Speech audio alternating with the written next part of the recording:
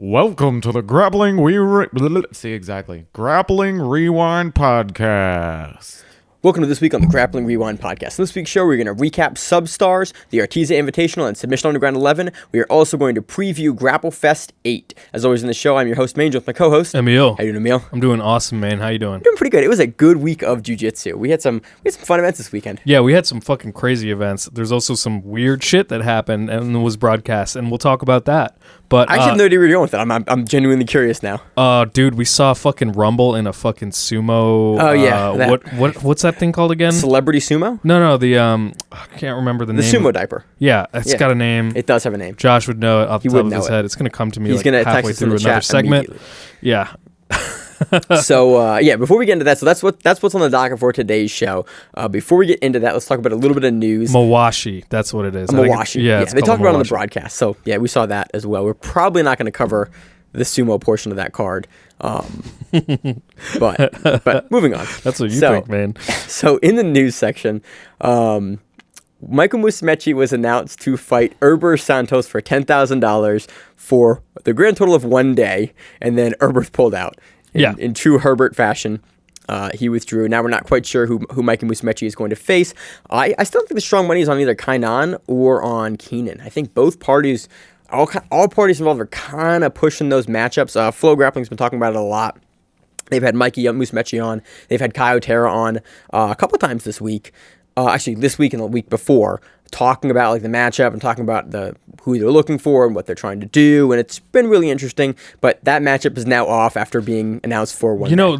It's super weird because, like, as far as I can tell, there's not an official reason. Like, it wasn't like Herbert got injured somehow in that time period. It's more like he just decided like he didn't want to do it. Yeah, and like, I wonder if this is like an aspect of like the weird mental shit that we've seen with Herbert, like where you're just like, where's your head, man? Like, that's the only thing I can think of is that he just got in his head about like maybe losing to someone like way smaller than him. I'm kind of done speculating about where Herbert is at. That's because, true, yeah. Like that dude, it could be anything. It's like that dude shows up, he can beat probably anywhere in the world when he's on. Like his match at Spider versus Margali is pretty much a testament to that. Like, that dude shows up, he's the Black World Champion. He shows up, he can do it.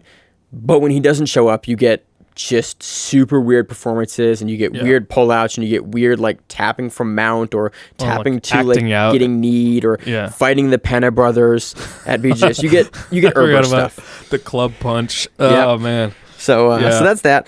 In other news, Marcelo Garcia's instructional is now out on BJJ Fanatics. Hell yeah. And people are going like, oh shit, he put an instructional. Apparently it's really good. I've not got a chance to look at it yet. Of course it's really good. Yeah. It's Marcelo. It is Marcelo. Yes, it's gotten good reviews. Everyone's kind of happy about it. It is cool to see he's putting out a I wonder if he has like, brilliant points like, if he gets the grip, don't let him get the grip. Or, just beat him here. Because I'm fucking Marcelo Garcia and I can do whatever the fuck I want. I feel like it would be a little bit of that in his DVD. I'm like, sure. Just get here. You're like, I Marcelo. Like that's not the hard part for me. Yeah. You've glossed over the difficult part for me. Yeah. In other BJJ Fanatics news, Bernardo Faria became a U.S. citizen. Hell yeah. We've been talking about more Brazilian guys getting U.S. citizenship recently on the news section, so he's the next one. He's the most recent one. So congrats to him. Bernardo's a man. Glad to have him here. Yeah. Let's see. In other news, Leandro Lo is now a 5 weight class world champion with Kainan popping. Oh, yeah. He is now Kainan had to vacate the title, and I guess it goes to Leandro Lo. Defaults to Leandro. So Leandro is now the most winningest across the most different divisions. Does he also have the most, like wins by default? Does he have 2 now? He has 2, yeah. Oh my God. He's got Absolute from... well, now that was a closeout from Buchecha. The gift from Buchecha. That was not a closeout. That was a forfeit. What do you mean? That was a forfeit. Like, Buchecha forfeited that. I mean, he gave it to you. Yeah. That was however. Do not even fucking try to make the argument that Leandro Lo with a busted knee was going to fucking win against Buchecha. I think it was a shoulder. I can't fucking remember. It was a shoulder. That wasn't... Yeah, you're right. His arm was in a sling. We've hit a nerve with Emil in this segment. Yeah. Leandro Lo with a fucking busted shoulder does not beat Buchecha. Buchecha gave him that. Let's be fucking clear. Okay. So now Like- he's been given 2 world titles. Yeah. Given it. Yeah, USADA fucking gave him. USADA gave him 1. So yeah, and it was kind of cool though. Looking, I think I speculated back in 2018. I was like, can he potentially get like 1 at every weight class? He keeps going up because he has 1 at lightweight. Like, and then he's gone all the way up to absolute, and like winning world titles. So it's cool. He has a lot of world titles now. Good on him. Let's continue. We gotta make like a T-shirt that's like USADA and like lists all their fucking like IBJJF championships like every time. With like a T-shirt with X's in it in years. Yeah, we would never. We want to never do an interview again, Emil. That's how to do it.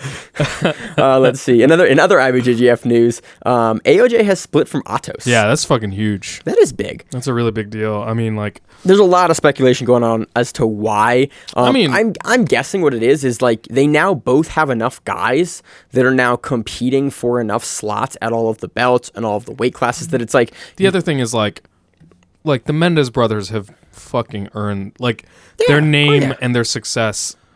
You know, like I'm sure they owe a lot to Atos, but like they've also built a lot on their own. They have their own stars that are coming out of their gym. You know, like fucking. They've built their legacy. They've kind of built to.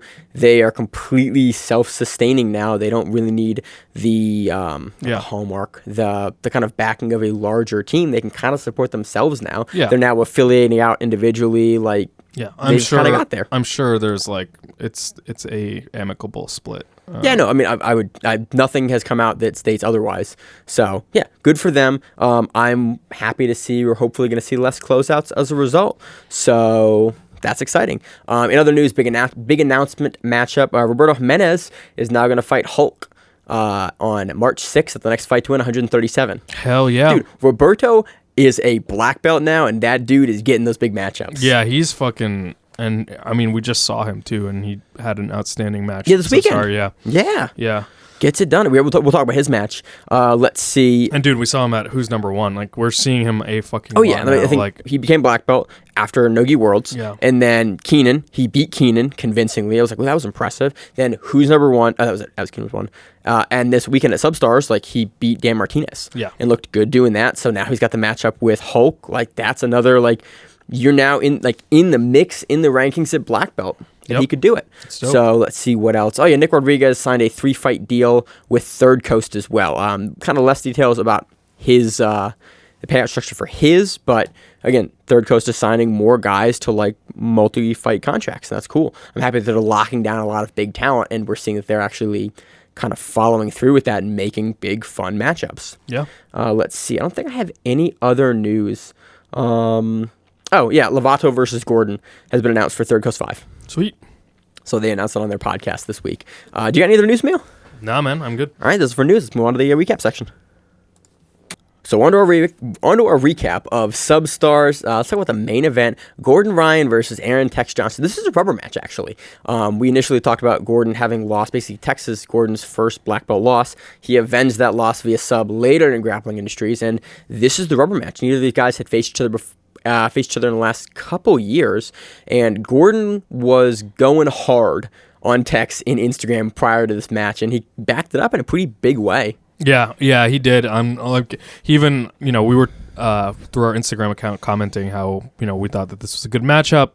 Gordon weighed in on our comment. Gordon roasted us hard as shit. Dude, he put us. I don't know. He didn't roast us. Dude, he put us in his story with his comment underneath our comment. Oh, I didn't see that. Dude. That's hilarious. Oh my God. He flamed us hard. Yeah, we literally, literally the post was something like, hey, we think it's a compelling matchup. Both guys have a pathway to victory. And Gordon's like, Tex has no pathway to victory. I will stomp. It was like, geez, like, you're an idiot. I was like, all right. He didn't say you're an idiot. No, but he implied it. No, he didn't. Given how the match went, I didn't take it personal. No, I didn't take it personal at all, but I did laugh that Gordon went into that comment. I was like, clearly. all right, well, I think you struck a chord with him. A little bit. But it was, Gordon showing that he's such a complete grappler. I mean, like, dude, there's no moment where I'm like, what the hell is Gordon doing here? He just passed systematically. I mean, Tex played guard, and Tex really most of the time will sit guard, and Gordon did not struggle whatsoever. What blew my mind here, it was he started off surfing on like Tex's guard on his like Tex had a seated guard, and anytime he would go to entangle, like there were moments where this is something that I've seen like Rafa Mendes do a lot, where he like surfs on. That's what it's starting to remind me of, the Mendes brothers, where they sit with their knees and they like balance on the points of your legs and knees, and as you rotate, they flop over or rotate over, but like stay on top of you still. Right.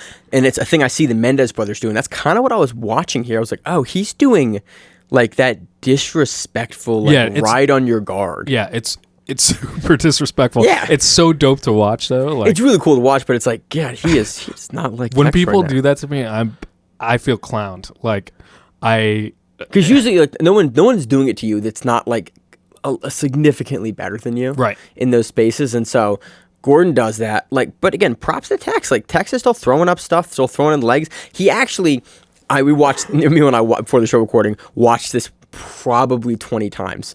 At one point in the match, Tex goes to a single leg X position and rotates through for a heel hook. And it is the exact same entry that he used on Felipe Pena at Kasai Pro 7 to finish him. So basically, the entry is... Hold up. That is important because Felipe Pena is one of the few guys to ever beat Gordon. He beat Gordon twice. And so that's where this round robin kind of history context comes into here, where it's like Tex was able to use it to beat Gordon. Right. And Tex is the only guy that has wins over both Gordon and Felipe Pena. Right. That's where, like, our BJJ math came in, where it was like, okay, Tex is a compelling opponent against Gordon because of this. Because he has demonstrated with these guys that he's capable. When Tex is on, he's capable of subbing anybody. Tex can sub anyone in the world. Yeah. And we've seen that repeatedly. But the entry was really cool. So it's the exact same entry, but Tex doesn't get even close to the heel hook on Gordon because Gordon, instead of standing up like Pena did to kind of get away, he immediately folds his leg under. And you kind of caught some pieces here for why it was so effective. So, yeah, in general, like the submission was an outside Ashigarami, and just basically an outside heel hook attempt, and Gordon is just super wise to it. Like he, as you said, he basically tucks his foot underneath his butt off the bat, and so now it's not a perfect defense, but it's the kind of thing where it's like the person who's attacking has to really make a lot of adjustments, has to and bite that's the deep. thing. In the adjustments, you saw basically Tex have to go from the heel hook position to that overhooked like ankle lock position. And the straight. We've seen Tex crush dudes with the ankle lock too, so you're not out of danger there. But Gordon very systematically kind of sits up, puts his weight on him, starts fighting Tex's outside hand, and pulls the hand off, and then immediately stands up. Right.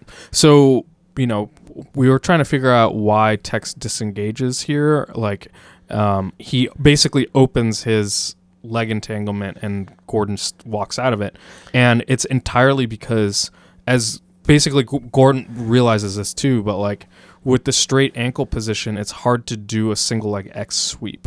It's super hard because you've got to get your hips so far up, and then especially where Gordon's weight is positioned to kind of Tex's back a little bit, you need a ton of leverage, and Gordon's knee can open in that direction without basically putting pressure on his hips or torso, versus Tex is going to have to make this giant movement in order to get his hip to move far enough to push Gordon over, and Gordon basically goes, oh, cool, Tex is going to open because he's got to change position to either go to the X guard sweep or the X guard version of single leg X.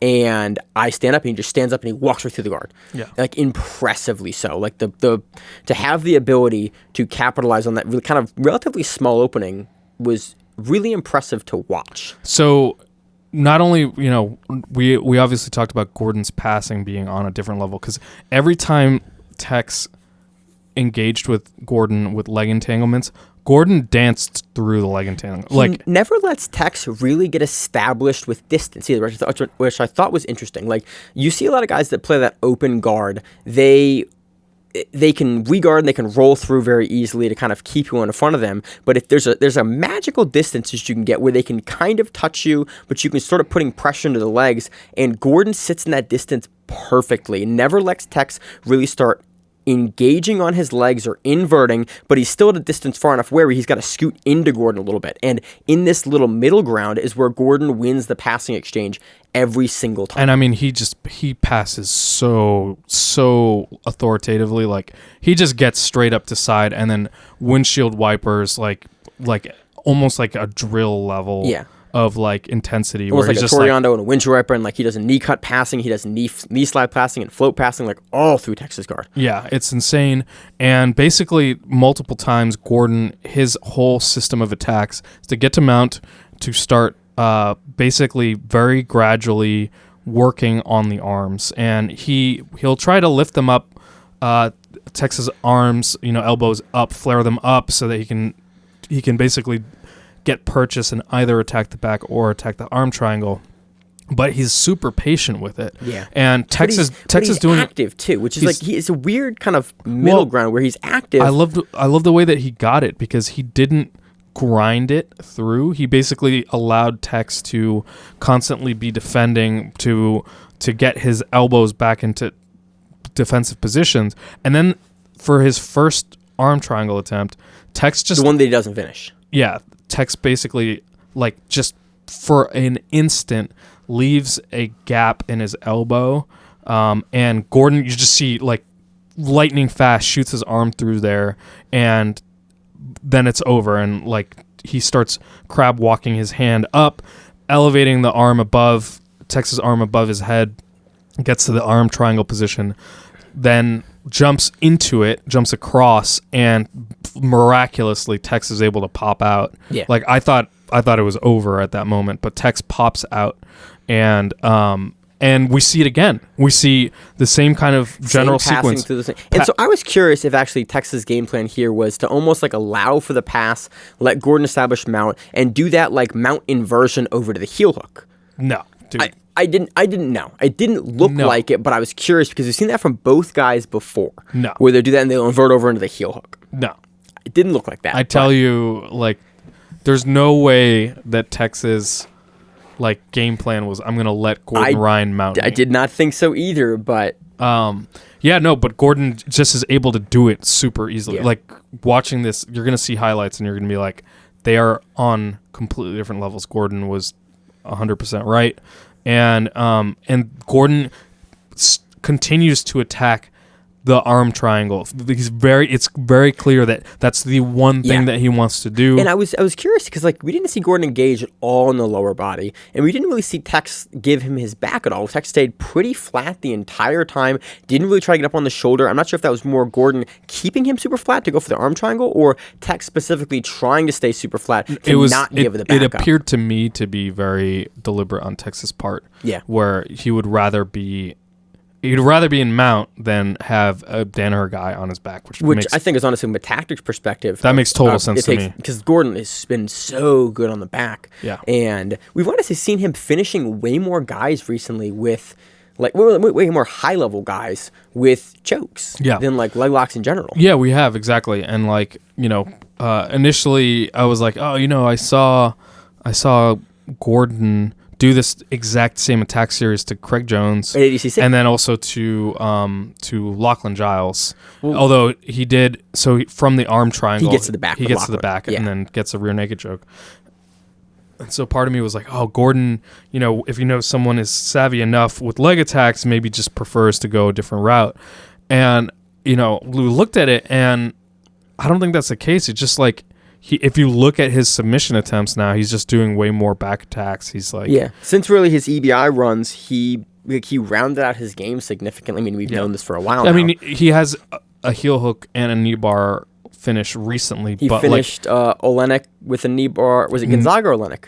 Olenek, I believe, with a knee bar, and then Gonzaga with a heel hook. And then he has one heel hook at ADCC versus Mourinho, yeah. Okay. And then, there's a fucking dozen just choke finishes. Choke, yeah. So I don't know that there's a system to this.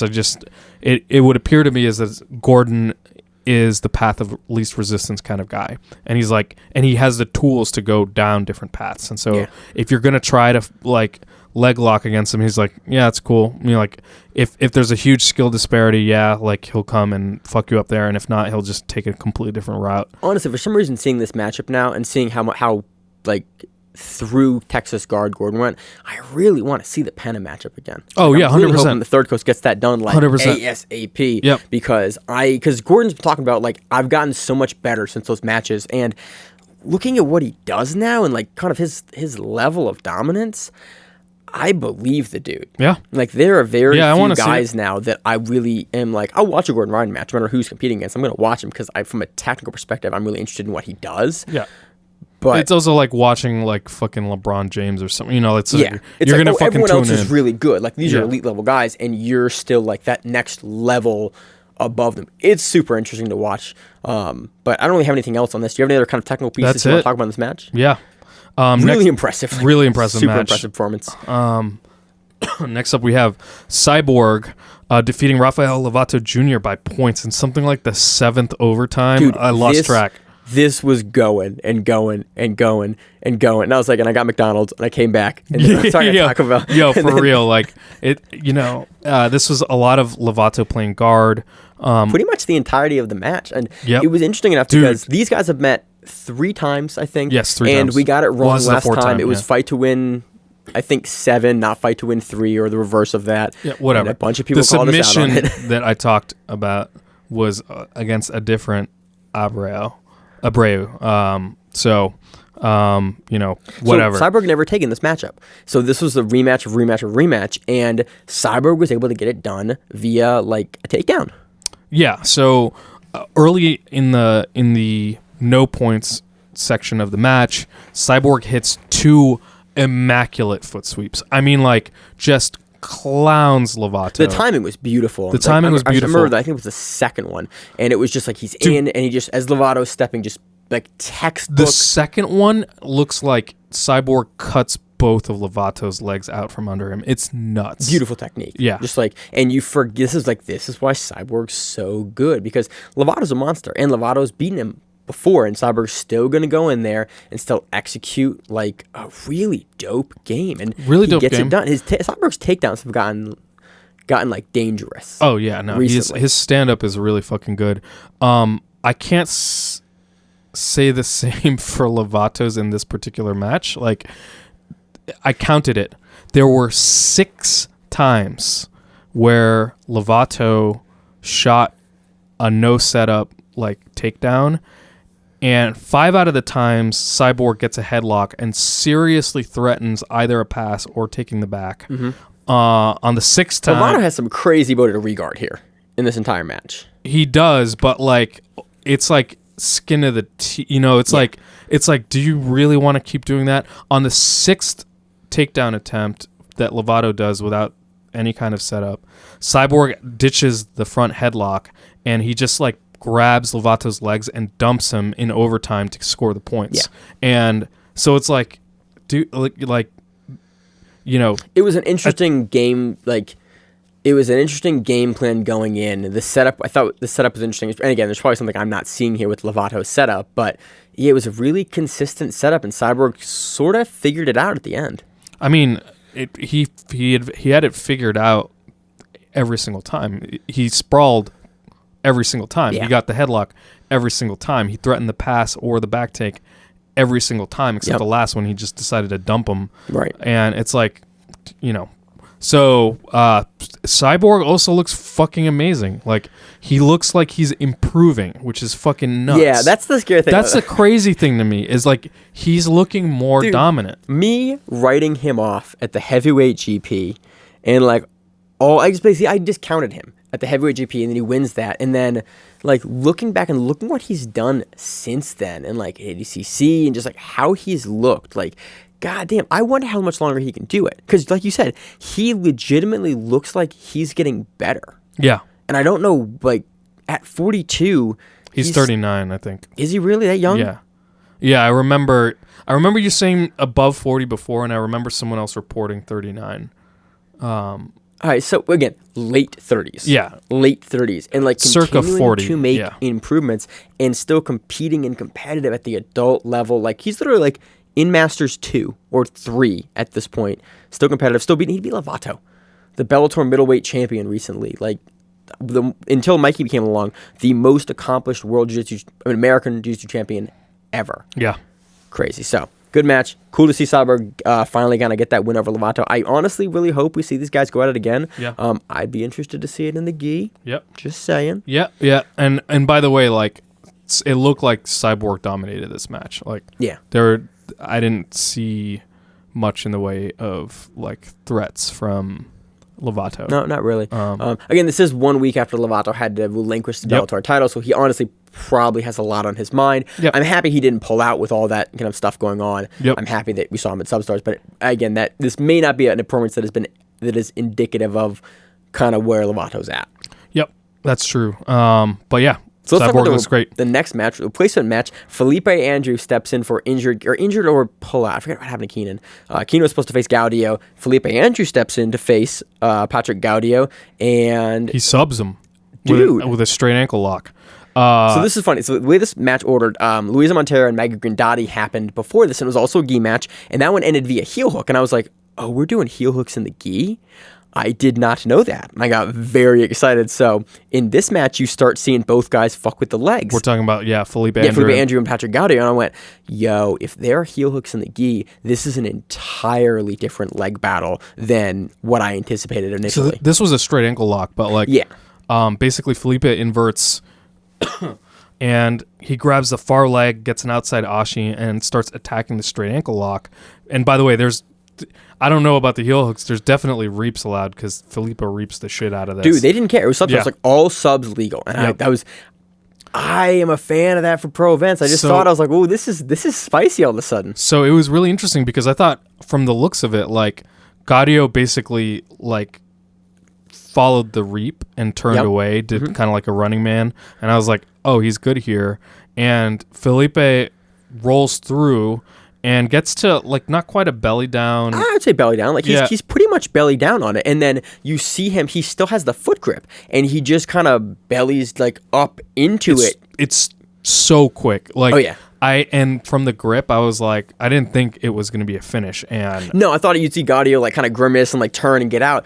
And he it must have been taps. super tight. Like that was a very, Dude, very I think quick. big guys with leg locks in the gi, especially when you have reaps and like the danger of reaps, that adds a different level of kind of dynamism to these leg lock positions, especially because now you're not looking to specifically grab just the legal grip. You can grab whatever grip you want, and then I think there's much less fear for where you have to grip now. So you get guys that'll grab any grip they want. He's in that super deep like position where you can almost pop out for the heel hook with the ankle, slides it down, lifts up. I think this match was like less than 2 minutes. Yeah, it was this pretty is a quick. really quick match. Really good match too. It was fun. I actually really enjoyed this match. And these guys went 1-1 at Europeans like a couple weeks ago.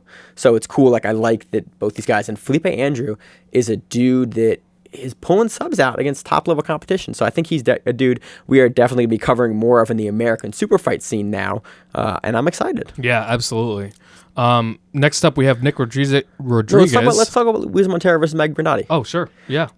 The heel hook in the gi. Yeah. Like crazy. Like they go back and forth with the legs a little bit. Luis locks up by a nice omoplata at one point and then kind of drops down. And I went, okay, they're going to leg battle. She's going to turn. And then I see Luisa grabbing at like the heel hook grip. And I went, and then she taps. And I went, huh, and I looked at it again and I watched it again and I watched it again. And I went, that's a straight up heel hook. And then I watched the rest of it and like, oh yeah, heel hook. I went, oh, they can heel hook in the gi. That's not a DQ. That's allowed. I was like, oh, this is wild. I had not realized that there were heel hooks in the gi until this match. Dude, I have gone back and forth on this. For pro events, I think if both guys agree to it, I am down for heel hooks in the gi. I sure as hell don't want to train with them. I have before. It's the scariest thing ever because you can get dead right in so many positions, but again, I think Substars is the only promotion right now that does heel hooks in the gi. I think Good Fight used to do them for the super fights. I think Josh, co-host of the show, Josh Weinstock, has a heel hook victory at brown belt in the gi. But there are not many places that do heel hooks in the gi. So I'm curious to see if we're going to start seeing more of them with again, Luis Montero and Mag Grandotti. These are both women at the top of the black belt game. It's curious. So next match. We got Nikki Rodriguez submitting Roosevelt Souza by rear naked choke. A lot of open guard from Roosevelt looking. I think is it Roosevelt or Roosevelt? Roosevelt? Okay. Well, I have no idea. And Emil, the name guy. at one point, like Roosevelt like looks very comfortable. Like we've seen people sort of start to take the strategy of just tying Nikki up in the guard. Yeah.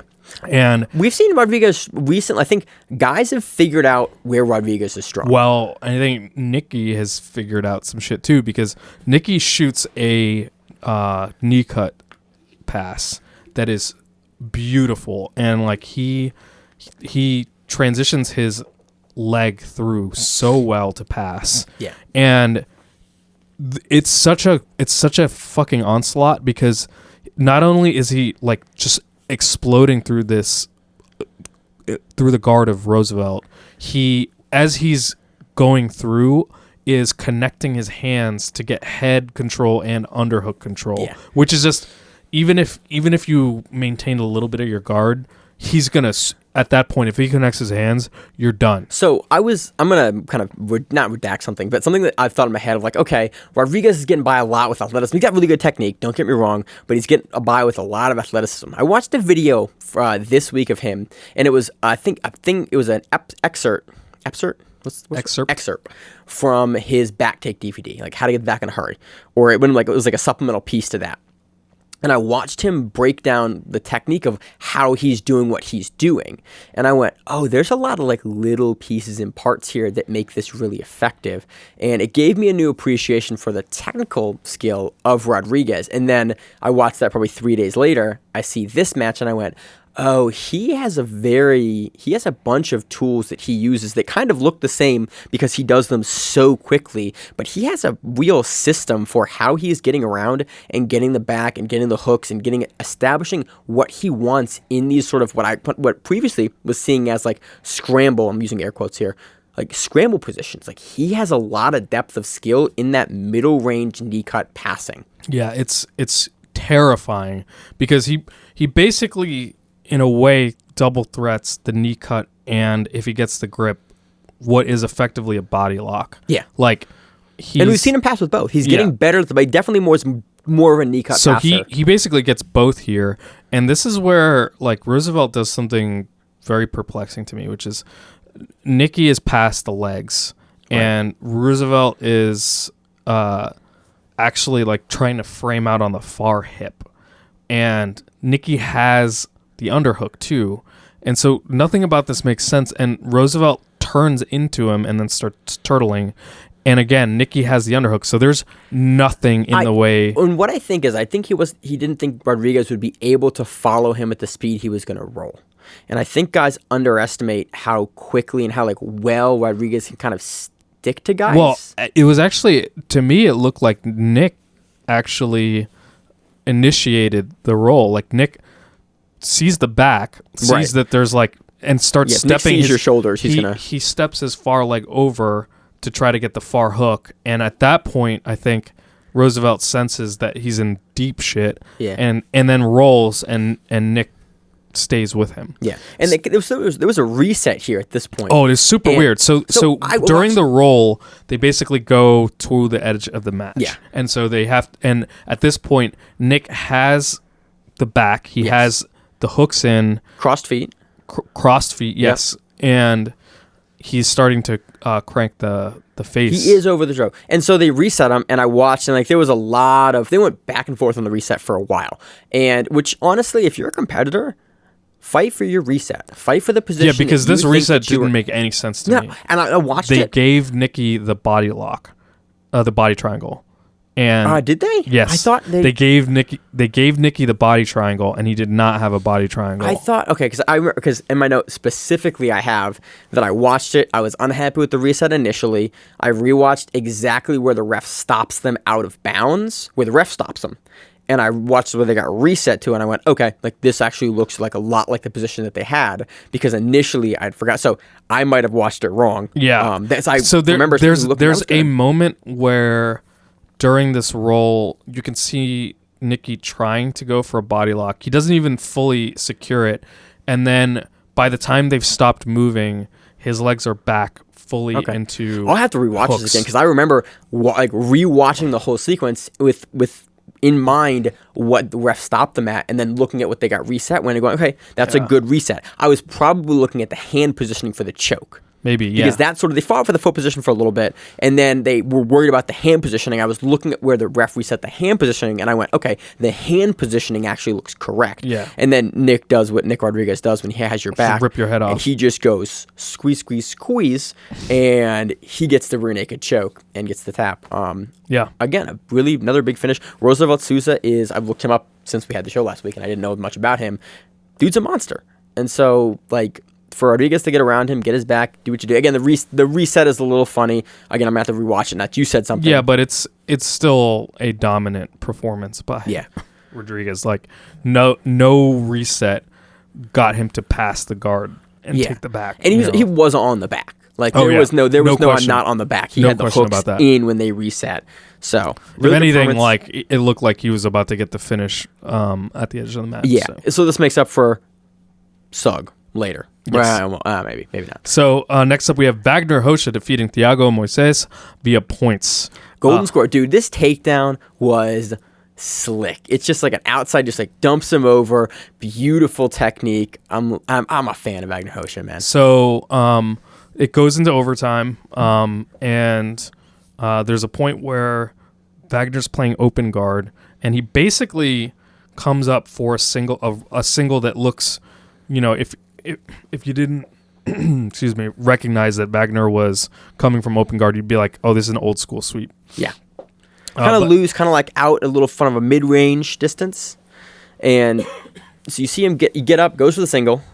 Yeah, he goes for the single, and then Wagner, basically, they're both fully standing at this point, and Wagner does that dope single leg takedown finish, which is when you take your outside leg and kick it out to hit the far ankle and then dump all in the same motion. The commentary yelled it. They said it's like the Gracie self-defense takedown. Oh, is that what they I think that's they yelled something like that. It was just the basic self-defense takedown, but That's it's like hilarious. when it works well, like Wagner does it, and again, it's beautiful execution of the technique here. Just boom, dumps Thiago over, gets the score, gets the points. Yeah, it was awesome. So props to Wagner. That was a dope win. So next up we have Nicky Ryan submitting Josias Jay-Z Cavalcante by heel hook. So apparently and people went back and forth on this. It looks like at one point in this match, this is a leg entanglement. This was Nicky Ryan going for the heel hook the entire time for pretty much the entirety of the match. Looked a lot like his brother looked in 2015. Yeah. Like that's where Ryan is pathing to.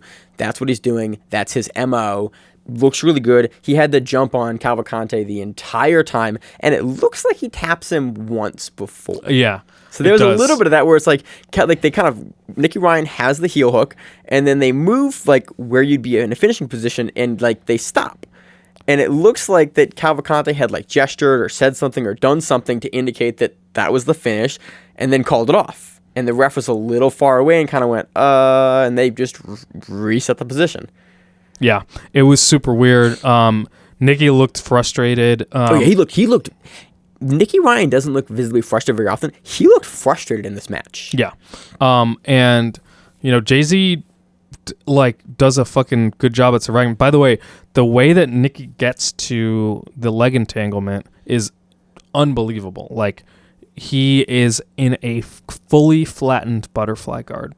Okay, his hips are pinned. His back is flat against the mat, but he does have the double unders. And he does double unders. Nicky lifts up like so gradually. He just uses his hooks, elevates Jay-Z. He just floats him. Floats him off the mat. And then he disengages one hook, keeps one hook engaged and lifting him off the mat, and just very slowly and gracefully pulls that leg out, gets behind Jay-Z's ankle, and then pulls him into a saddle position for the inside Ashigarami. It's gorgeous. Yeah. It's like, I don't even know how you flatten Nicky Ryan out at that point. Like, it's just... If he can do that to you? Yeah. I mean, you can't let him get double unders. That's Yeah. what it tells you. It's like, okay, you can't let him have the double unders. Yeah. But that's true in general. Position. Well, but like, still, it's hard to avoid that position because like there's so much leverage. If you go anywhere on the torso, you can get it. Like, it's really hard to stop that underhook from that low in the butterfly because you can climb it up once you lock the hands together there. So it's a difficult position to fight. Yeah, it's dope. And to Jay-Z's credit, he survives until 26 seconds, and then he has to tap. So Nicky Ryan gets the 11th hour sub. Yep, and looked really dominant the entirety of the match. Keep going. Yeah, next up we have Ana Vieira submitting Veda Toscano by knee bar. I feel like they fought each other before. I'm not sure if they have. There was a lot of, in this match, Anna sitting in knee cut as a position and not as like a dynamic passing. It's kind of holding and kind of like waiting. There. Right. And so towards the end of the match, there's a moment where Anna's sitting in this knee cut, Toscano's in reverse de la Hiva, but her outside leg is free and not like on the hip or anything. And Anna is wise to this and spins through and leaps onto that knee to finish the knee bar with 14 seconds remaining. Again, another kind of last second sub, but gets it done. I love seeing legs. That's kind of generally the reason why you keep your legs kind of pinned to the person's body. But again, both women are super high level. I'm and sure I think you said that you like this knee bar entry a lot. This knee bar. This is like my favorite knee bar entry because I stand super upright like an a-hole, and so this entry a lot because people will float their leg out to try to like push you over. And they get annoyed because I have pretty good balance, and so people will eventually float their leg out, and you can just jump over for it and grab the entry. So I'm Noted. a big fan of this entry. It is my favorite knee bar entry. Next up, we have fucking up and comer like Enrico Coco defeating Ethan Krellinston by ref's decision. Like Coco has been around. Flip that. Krellinston defeated Coco via decision. Really? Yeah. Oh, I'm sorry. In my notes, this is reversed. So. Your notes are wrong, Emil. Okay. Shit. You better have a storyline to craft, and you were like, no, I gotta rethink that now. Well, so as I was watching the match, like Coco is standing. Ethan has a lot of seated butterfly. Coco, the majority of the match. Exactly. So, like, I misread this, or rather, where I pulled this from it has a reverse. So I guess it is Ethan Krellinston defeating Enrico Coco by decision. It was Coco was basically disengaged. He wasn't trying to pressure pass at all. He was doing leaping passes to try to get past Ethan's guard. Because you do not want Krellinston to grab you and invert. Yeah, absolutely. I mean, Krellinston is good from... Actually, Krellinston is a guy that's good from a lot of positions, but if he's playing a seated guard on you, he's going to try to tie you up, especially with a guy very similar size like Coco. He's going to invert. He's going to grab into probably a saddle position or into a back position, honestly, which is what he does a lot, and he roll through all the way. And so, like, I think the jumping passes is a pretty safe way to deal with that. But again, you have a lot of matches like this where there's not a whole lot of engagement because you're just looking for that long range jumping pass. Next up, we have Roberto Jimenez defeating Dan Martinez by points in overtime. Basically, Dan pulls guard into a takedown. You can golden score. I mean, that's pretty much happened in the match. We saw a lot of dynamic passing attempts from Roberto the entire time. Dan does a really good job entering in the legs for a few times, but Roberto is really hip to it. We've seen this match, he's been working leg lock defense. I think that's some stuff we saw him have problems in at Brown about a little bit, and he has obviously put the time in because Martinez is known as a good leg locker. And, Roberto's able to really pull out well, addresses every position correctly. Yeah, it's very dominant by Jimenez. And, like, I love that he was going for the kill, even though he had, all of the control. Yeah. There was at one point where he... That's kind of like why we like covering Jimenez so much. Right. Is because he's a guy that is extremely active. He pushes the pace. I mean, we saw it versus Keenan. We saw it versus Mourinho. We've seen it pretty much every time we cover Roberto. Like, that dude comes to win and comes to, like, sub guys. So Jimenez was inside control, and he has a beautiful windshield wiper to mount to far side straight armbar, which was just dope. Like, it was unusual. Like, it was awesome that he was pushing and doing, like, whatever he could to get the submission, making it really exciting, making it compelling. And even though Dan is able to pop out, he just keeps going for it, and still controlling. And, Dan's going for a lot of heel hook attempts, but Jimenez, as you said, seems like he was clearly focused on that as a defense, and was savvy, and actually did the thing where he's like, cool, you're gonna grab my leg and try to like heel hook me. I'm gonna take your back. Yeah. You know, like That's the new meta. yeah. Like, that is guys, because we saw Penta do it to Gordon a couple years ago, and that seems to guys have realized, like, oh, I can start taking the back off these, like, way more often. And now I think that what we've seen now is we see a lot more recognition of a lot of the positions, and so you're starting to see the built-in counters ahead of time, as opposed to, okay, I got to start countering once we're in the leg position. Now people are starting to counter in that middle ground before we get into the leg position, or they're starting to go for the leg. Cool, I throw my counter now. Right. I'm not trying to counter the leg position or counter heel hook you. I'm trying to now like take you down a position or I pass off of your attempt. Exactly. So yeah, as you said, overtime, basically, Dan pulls twice, I think, and on the second one, Jimenez grabs and like slams him down, and they give him the point. Basically starts a takedown attempt. Martinez pulls off of it, and it ends in a takedown.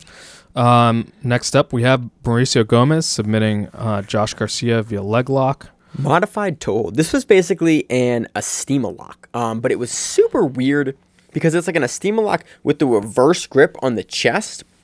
There's an Instagram video floating around if you want to see it. If you didn't buy the pay-per-view, it is worth it. It's a really good card. There's an Instagram video floating around that has it, though.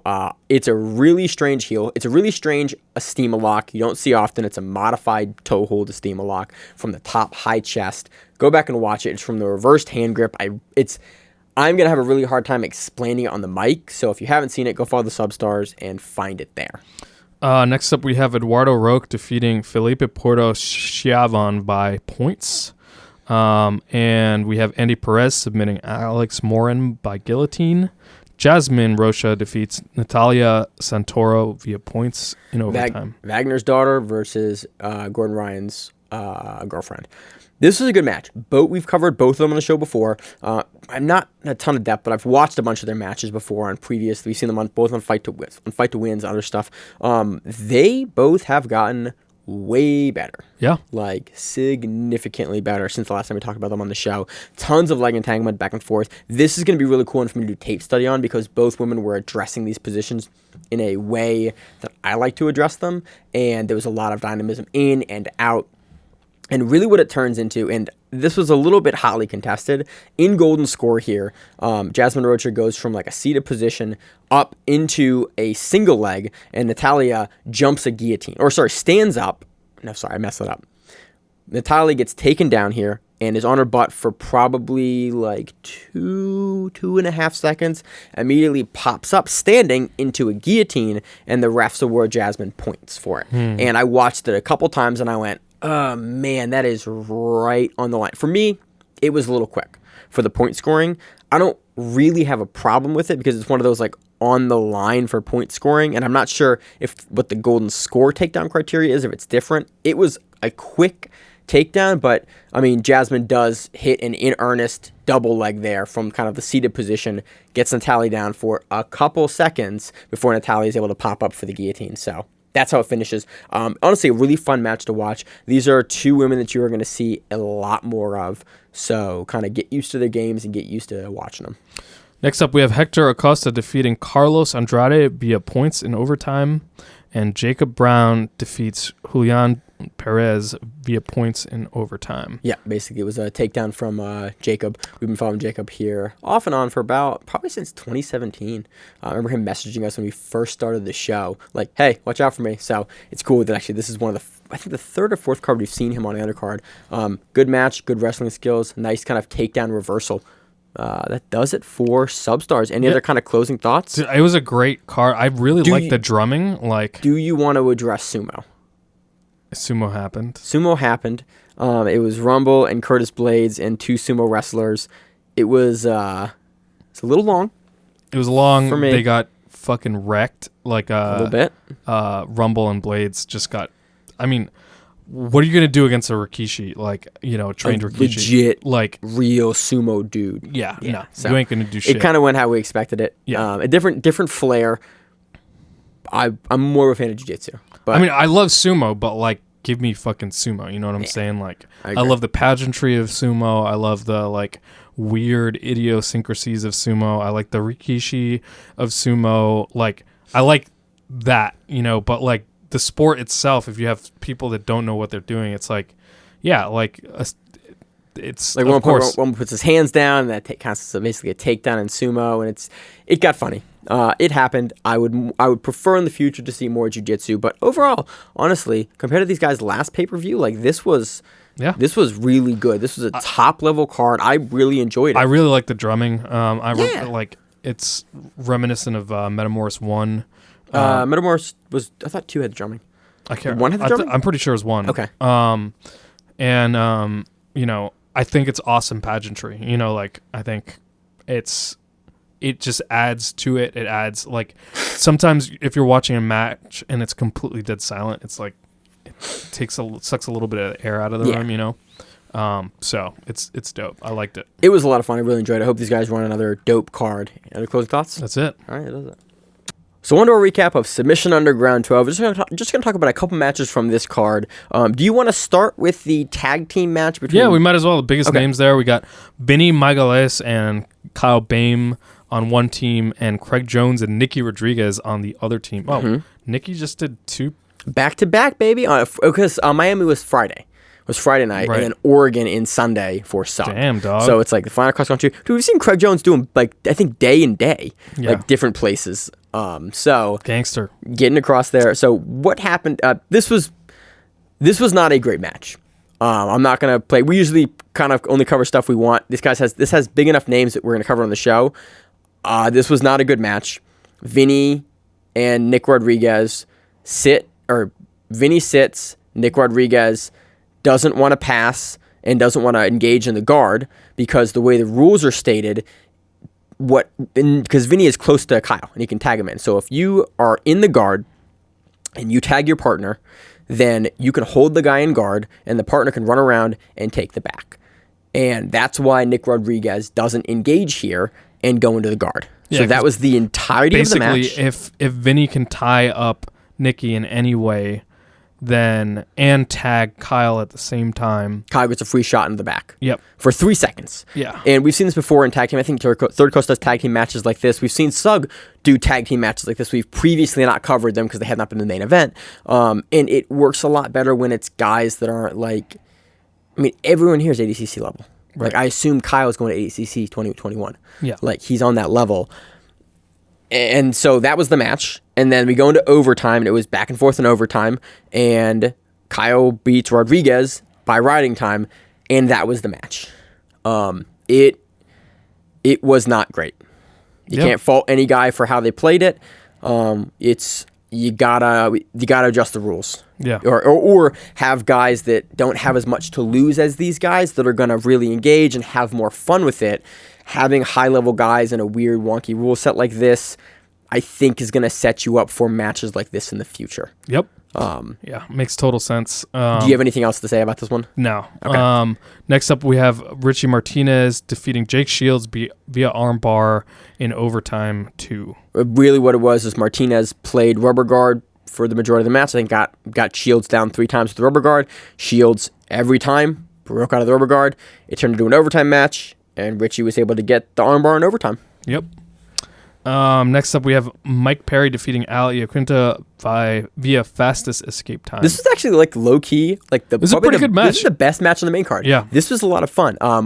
So they go back and forth. Mike Perry at one point goes for a knee bar, and it doesn't look half bad. And I was like, oh shit, yeah. Mike Perry's actually like we've seen him before. I want to say we saw him on the Kasai, one of the Kasai cards on short notice as a purple belt in the gi. Also, like as MMA guys, they're way more willing to stand with each other. Yeah, which makes it a lot more entertaining. Al Iaquinta has awesome takedowns. Like Mike Perry doing awesome job too. Like.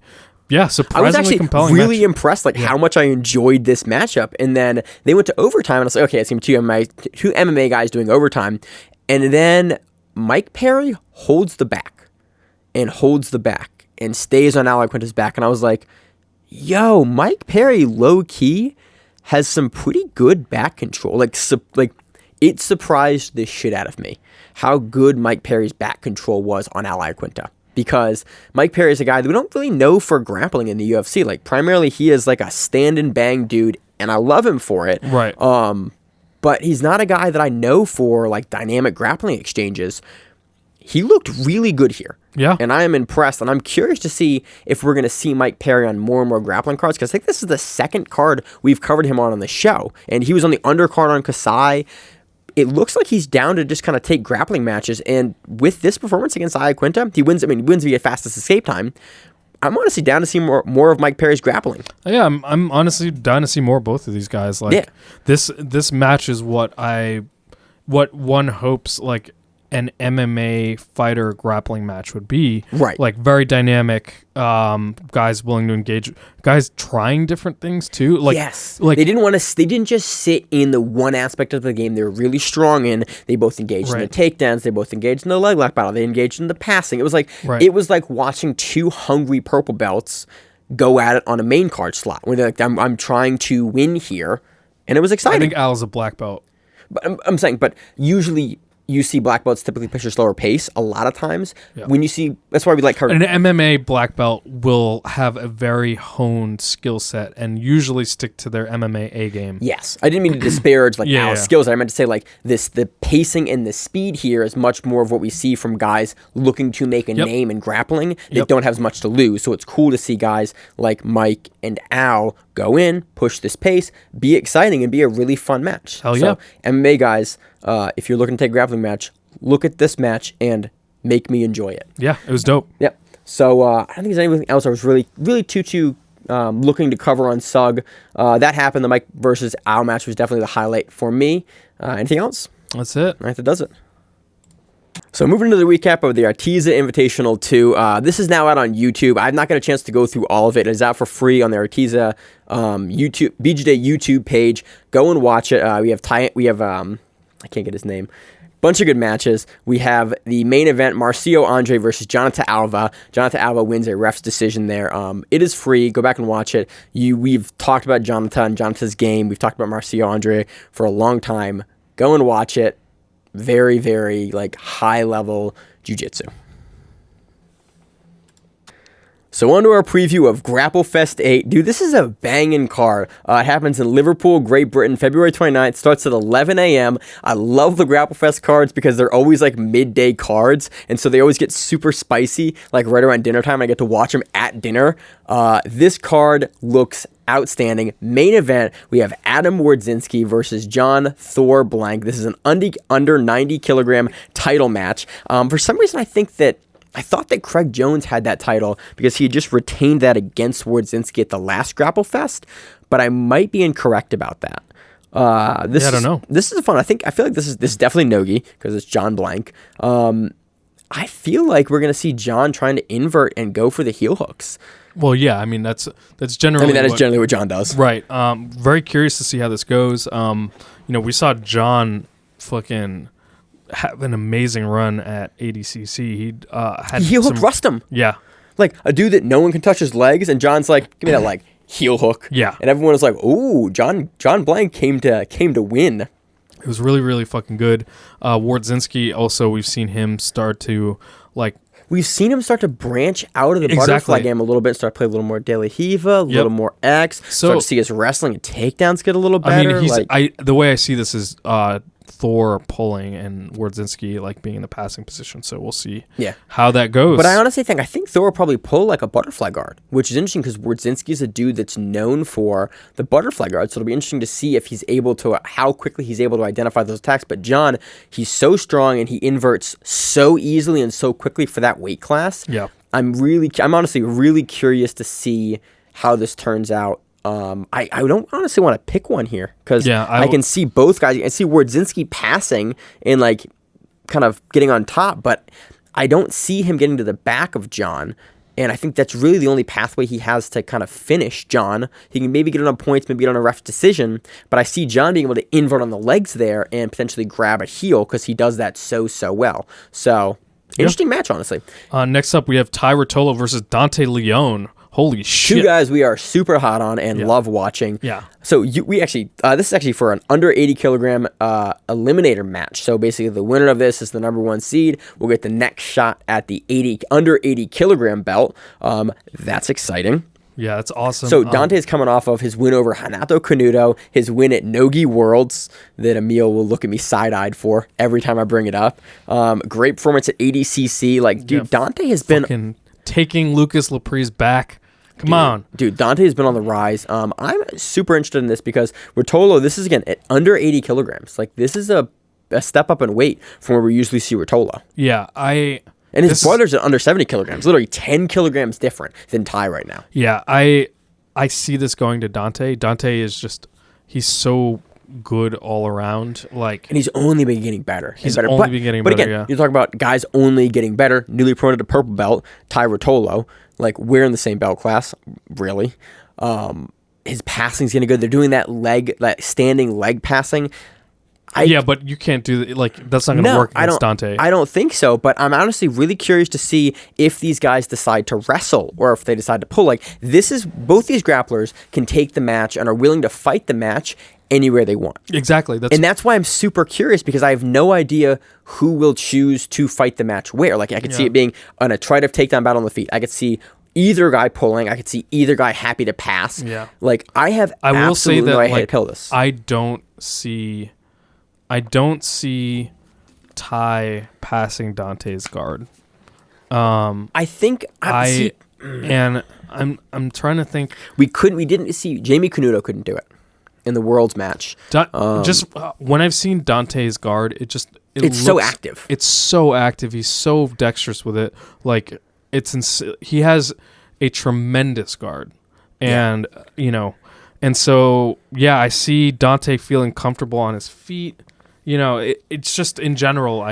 Those are the things. I think this is a really part of it is well matched up match. I've seen probably more Dante matches than I've seen Ty Rotolo. So yeah, but it's exciting. It's great to see Ty continue to rise in his level of competition. Only fighting black belts now in Nogi, which after his ADCC performance makes a ton of sense. Yeah. So his brother, Cade Rotolo, is versus Ash Williams at the under 7. This is an under 70 kilogram title match. Right. This is a pretty nice matchup as well. Again, 10 kilograms lower than his brother. Yep. But Ash Williams is a monster. I think Ash Williams actually currently has the belt. I want to say he took that over. Was it Rosenthal or was it me? I forget. I can't remember. I don't remember either. I think you're right. I think it was Rosenthal. Yeah.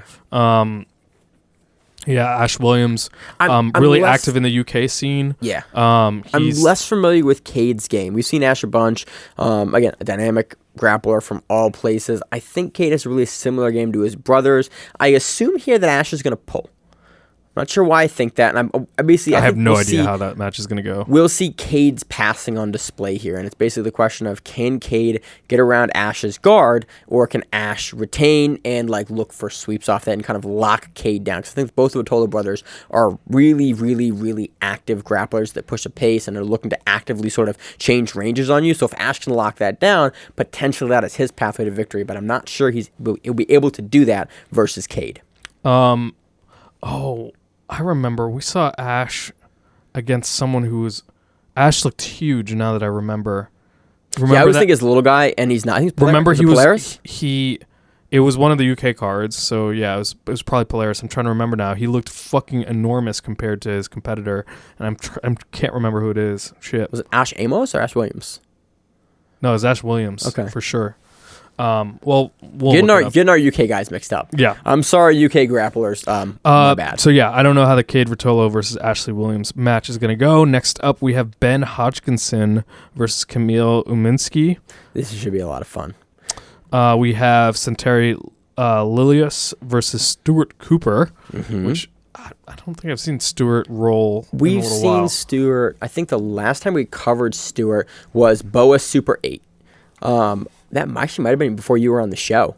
Yeah. Where he had a match with DJ Jackson, and that was Craig Jones, DJ Jackson, Stuart Cooper. When I realized Stuart Cooper was super jacked. It'll be a fun match. Again, I think both guys have a good pathway to victory here. It's another well-matched match. Next match, we have Jack Grant versus John McGuire. We have Robert Deagle versus Jay Butler. We have commented on Robert's matches before. Actually, funny enough, he just got a position at Evolve in Singapore. No shit. He's now an instructor over there, so it's curious to see him going from Singapore and now being featured on a UK card. I know he was a guy that had struggled to get super fights for a while because no one wanted to face him. And so, we were actually able to commentate his match at SAGC. Dude looked super impressive. So it's cool to see him here on the main card versus Jay Butler. So I just looked it up. Ashley Williams faced Richard Alarcon at Polaris 12. That's what it was. Yeah, he looked huge. Yeah, he and then looked that's when he colossal. broke his arm. Or he didn't. He like dislocated or hyperflexed Alarcon's arm, and then Alarcon ended up being fine. And I was like, dude, what are you made of? I saw it bend the wrong way, and Alarcon's like, Yeah, fuck I'm it. gangster. That's what it was. Yeah, Ash looked huge in that matchup. So he has the tools to get it done. Give me this name, Emil. Mateusz Szczynski Versus Owen O'Flanagan. That's right. We see Owen on a lot of UK cards. We see Owen on every UK card. On GrappleFest or on Polaris, Owen is there kicking ass. Marius Domasat versus Jamie Hughes. Charlie McDonald versus Alberto Gonzalez. Paul Lukowski versus Adam Ellis. Chris Walsh versus Ellis Younger. Ben Hills versus Stefan Petrov. And there's a bunch of different undercard matches. Again, I love GrappleFest. I love that they feature in that UK time slot so I can watch them midday. I love watching Grappling midday. So that does it for GrappleFest 8. Looks like a super fun card. All right, so that about does it. I mean, what's your week look like? Pretty chill week, man. I'm actually heading up to New York this weekend, so should be fun. What are you doing in New York? Seeing family? Just hanging out, yeah. Exactly. Catching up with friends and family, so. Awesome. Yeah. Yeah, we got there's like an in-house scrimmage in the gym this week, so I got a bunch of the students from Hopkins are going to go and do that. A lot of them will be their first, like, competitive, in quotes, their experience, like, versus guys not in their gym. So that's always exciting. It's always a lot of fun to yell at college students to settle position when they get in mount and they look at you all freaked out, like, why are you yelling so much? Oh my God, I didn't know this was how this worked. So I'm looking forward to that as well. Hell yeah. We just started our comp class up, and I haven't done a comp class in like a year because my back's been broken and my body is just dying right now. Dude. It's like, yo, you are out. We did 7 rounds, and the first 4 basically I just blew it out as hard as I could to see like where I was at. What's your format for it? Basically, a lot of drilling. There's like different drill sets you do, and then you do some positional work. Like back and forth drill, like, hey, you're down by 2 points in this position with this much time left, go. And then it's basically just an open set of rounds with no break, with like only a minute break. You can't sit out rounds, or you just head out of the gym like, hey, have a nice day, head out, so you don't mess up the comp rounds. And then hard rounds for 7 rounds. And I did basically tried to blow it out because it's the beginning of camp. I'm trying to compete in like end of April. So I went as hard as I could go for like 4 rounds. And my body was like, bro, you're out of shape. Enjoy. And then I just gasped for the last 3 rounds. So yeah, my body I'm super sore from that. And, I can only imagine, dude. That's fucking comp dude, classes are brutal. I love comp training. And I also run the comp class. So it's like, I love comp training.